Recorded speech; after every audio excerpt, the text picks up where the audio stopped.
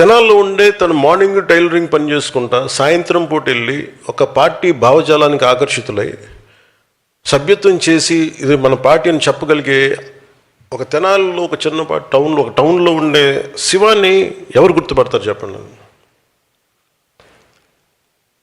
నాకు వాళ్ళందరూ తెలుసు, నాకు వాళ్ళ వల్లే జనసేన ఉందని తెలుసు నాకు.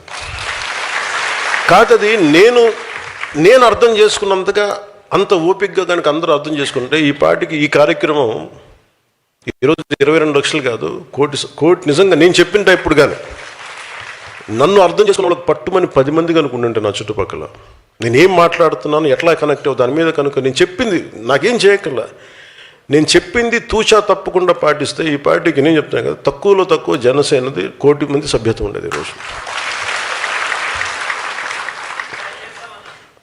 కాదే అర్థం చేసుకోవడం టైం పడద్దు.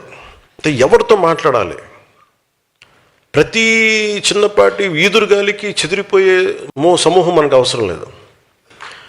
అంటే గంగిగోవు పాలు గరిటె ఉంటే చాలు మనకి, బిందెడు గాడిద పాలు ఉంటే ప్రయోజనం ఏంటి మనకి. సో నేను అనుకుంటుంది జనసేనకి నమ్మిన వాళ్ళు 18,000 మంది సాధకులు, ఒక దీంట్లో ఎంతమంది నిలబడతారు ఎన్ని ఇంకా మనం ఫిల్టర్ చేస్తే కనీసం ఒక 5,000 మంది ఉన్నారనుకోండి.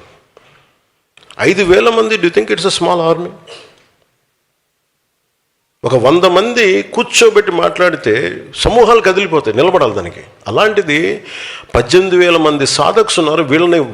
వీళ్ళని కరెక్ట్గా నాయకత్వం దిశగా చూపించగలిగితే మీది మామూలు శక్తి అనుకుంటున్నారా మీరు? మీ శక్తిని అర్థం చేసుకోవాలి అంటే